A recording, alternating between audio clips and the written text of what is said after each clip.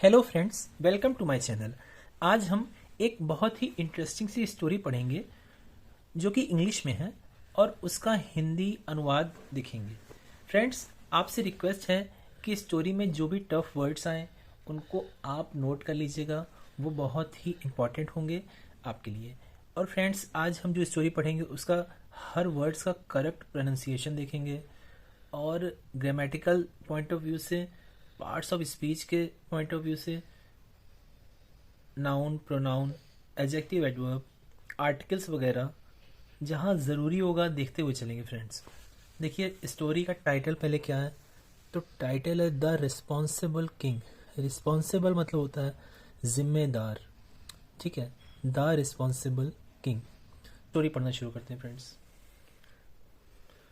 Once upon a time, comma, there was a king who lived in a palace on the banks of a river। ठीक है। once upon a time, एक बार की बात है। there was a king, एक राजा था। who, जो, lived in a palace, एक महल में रहता था। past indefinite, पूरा सेंटेंस पास्ट में है। on the banks of a river, अब वो पैलेस, वो महल कहाँ था? वो एक नदी के किनारे पे था। ठीक है, full stop. He was unhappy because the people of his kingdom were irresponsible. He was unhappy. अब अनहैप्पी कैसा था, इसका उत्तर जब भी मिलता है तो वह एक विशेषण होता है, यानी कि एडजेक्टिव होता है। एडजेक्टिव नहीं होता फ्रेंड्स, एडजेक्टिव होता है। ए डी जे, जे के तुरंत बाद जो, सॉरी, तुरंत पहले जो डी आता है ना, उसका हम लोग उच्चारण नहीं करते हैं, एडजेक्टिव पढ़ते हैं। जैसे एजासेंट होता है, ए डी जे होता है, लेकिन डी का उच्चारण नहीं करते हैं। तो वह कैसा था? वह नाखुश था। क्यों था नाखुश?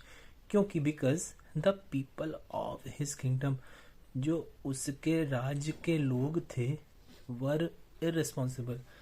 अब वॉज नहीं लगा है पीपल के लिए, पीपल के लिए वर लगा है, क्योंकि पीपल बहुवचन होता है। पीपल का कभी भी पीपल्स नहीं होता फ्रेंड्स, पीपल अपने आप में ही बहुवचन होता है। उसके जो राज्य के लोग थे बहुत ही गैर जिम्मेदार थे। ठीक है, full stop. Para change. Every time he went out in his chariot. Chariot माने क्या होता है? ये देखिए, ये चैरियट बनी हुई है। ठीक है फ्रेंड्स, तो चैरियट माने रथ होता है फ्रेंड्स। तो क्या हुआ? Every time he went out in his chariot, प्रत्येक समय, ही वेंट, जब वह निकलता था, वेंट आउट मतलब बाहर निकलता था, अपने रथ में, इन हिज चैरियट। देखिए हिज क्या है यहाँ पे? ये नाउन है, चैरियट रथ नाउन है। रथ के पहले ये क्या आया है? हिज आया है। हिज, देखिए नाउन के पहले जो भी वर्ड आता है वो एडजेक्टिव होता है। ये पोजेसिव एडजेक्टिव है फ्रेंड्स। ये पोजेशन दिखा रहा है, उसका अधिकारण दिखा रहा है कि रथ किसका था, तो उस राजा का था। तो ये पोजेसिव एडजेक्टिव होता है। ठीक है friends, comma he used to. अच्छा, ज़्यादा आपको जानना है तो इससे रिलेटेड मैंने एक चार्ट अपने एक वीडियो में अपलोड किया हुआ है, उस चार्ट को आप जाके देख लेंगे तो ज़्यादा समझ में आ जाएगा। He used to see stones and rubbish lying on the roads. तो वह क्या देखा करता था?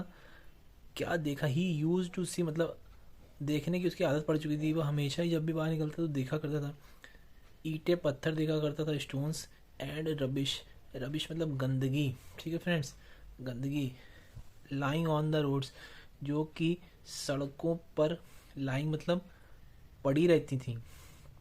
ठीक है friends, full stop. Every time he sailed in his boat, प्रत्येक समय, ही सेल्ड, सेल का मतलब होता है तैरना, बोट का मतलब होता है नाव, कि प्रत्येक समय जब वह अपनी नाव में तैरता था या नाव में सवारी करता था, he found the river very dirty, वह यह पाता था कि जो नदी है बहुत डर्टी है।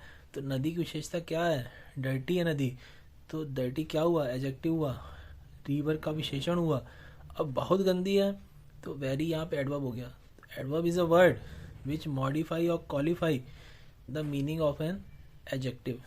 ठीक है ना, वैसे वर्ब और एडवर्ब को भी मॉडिफाई करता है, ठीक है ना, जो एडवर्ब होता है एडजेक्टिव को भी, तो एडजेक्टिव को मॉडिफाई कर रहा है, डर्टी को बता रहा है कि बहुत गंदी है, तो ये यहाँ पे एडवर्ब होगा। ठीक है, full stop, para change, alas, दुख की बात है, why are my people so irresponsible, कि क्यों, अब वाई पहले आ गया तो ये इंट्रोगेटिव सेंटेंस हो गया, प्रश्नवाचक वाक्य हो गया। देखिए क्वेश्चन मार्क लगा है ना, तो इसी से समझ में आ रहा है कि यह प्रश्नवाचक वाक्य है कि वाई आर माई, क्यों हैं, वाई आर माई, मेरे लोग, सो इररिस्पॉन्सिबल, इतने ज़्यादा गैर जिम्मेदार क्यों हैं, तो गैर जिम्मेदार क्या हो गया, एडजेक्टिव हो गया। कैसे हैं पीपल, कैसे का जवाब दे रहा है ना, तो ये एडजेक्टिव हो गया, विशेषण हो गया, और कितने, सो मतलब बहुत, तो ये एडवर्ब हो गया। ठीक है, एक एक समझते हुए चलिए। अब ये आप ऐसे पूछें तो ये वाई क्या है, ये प्रश्नवाचक आपका शब्द है, आर क्या है, हेल्पिंग वर्ब है, सहायक क्रिया है, माई यहाँ पे क्या है, पोजेसिव एडजेक्टिव है, पीपल है ना, पीपल नाउन है, नाउन के जस्ट पहले जो आता है वो एडजेक्टिव होता है।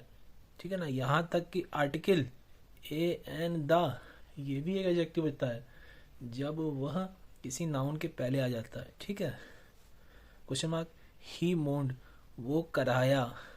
ठीक है, फुल स्टॉप, मोन मतलब होता है दुख से, पीड़ा से कराना। ठीक है, फुल स्टॉप, पैरा चेंज,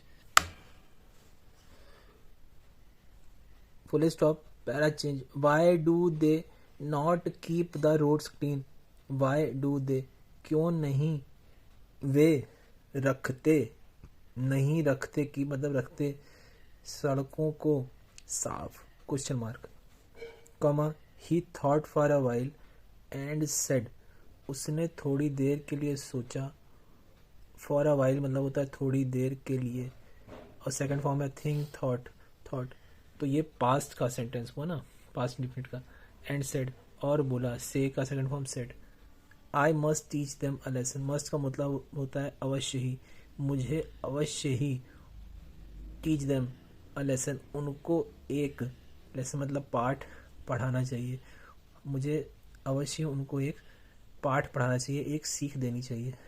तो full stop, one night he took a bag of gold coins with him and went to the main road, एक रात्रि या एक रात, he took second form, take का टुक, और सेकंड थर्ड फॉर्म टेकन, उसने एक झोला उठाया, ऑफ गोल्ड कॉइन्स, सोने के सिक्कों का एक झोला उठाया अपने साथ, with him and went to the main road, और मुख्य सड़क की तरफ गया।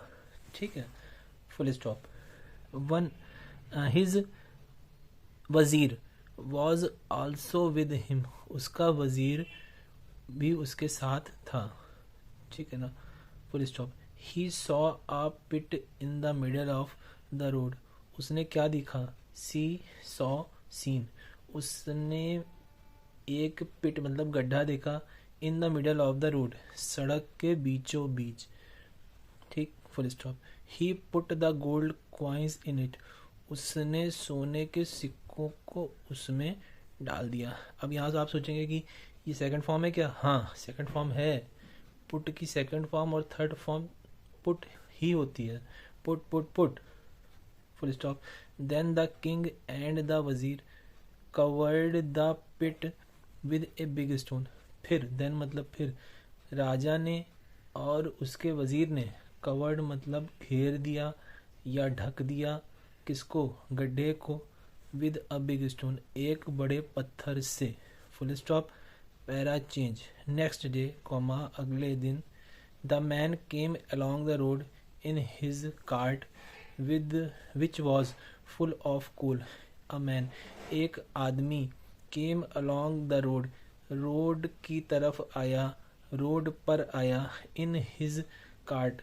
अपनी सवारी में, अपनी बग्गी में, कार्ट मतलब बग्गी, which was full of coals, जो कि कोयले से भरी हुई थी, फुल ऑफ कोल मतलब भरी हुई थी, full stop, he saw the big stone in the middle of the road but he was not worried about it, उसने क्या देखा, एक बड़ा पत्थर जो कि सड़क के बीचों बीच था, ठीक, but he was not worried about it, लेकिन वह उसके बारे में चिंतित नहीं था, ठीक है।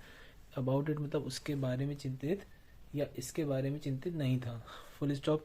ही drove his cart round the stone, drive drove driven second form, उसने अपनी बग्गी को राउंड द स्टोन मतलब पत्थर के किनारे से या बगल से चला दिया, ठीक, full stop, para change. Then another man came along with a flock of sheep and goats, मतलब उससे ऊपर वाला देखिए तो he drove his cart round the stone, मतलब वो उसको हटाया नहीं, उसने जहमत नहीं की कि उसको हटा दें, बीचों बीच पड़ा हुआ है, बल्कि उसको जो है अनदेखा किया और अपना काम किया, साइड से होके निकल गया अपना। फिर क्या हुआ, then another man came along with a flock of sheep and goats, फिर एक दूसरा आदमी आया, किसके साथ, फ्लॉक मतलब झुंड होता है, भेड़ बकरियों के झुंड को फ्लॉक कहते हैं, शीप मतलब भेड़ होता है, बकरी मतलब गोट्स होता है, तो उसके साथ आया। क्या हुआ फिर, the man did not pay attention to it, pay attention का मतलब होता है ध्यान देना, तो उस आदमी ने भी उस पर कोई ध्यान नहीं दिया, and drove his flock round the other side of the stone, और वो भी अपने भेड़ बकरियों के झुंड को लेके दूसरी तरफ से किनारे से होके निकल गया, मतलब पत्थर किनारे से होके निकल गया। उसने भी हटाने की कोशिश नहीं की कि बीचों बीच पड़ा है तो चलो हटा दें, नहीं ऐसा भी नहीं किया उसने, फुल स्टॉप, पैरा चेंज।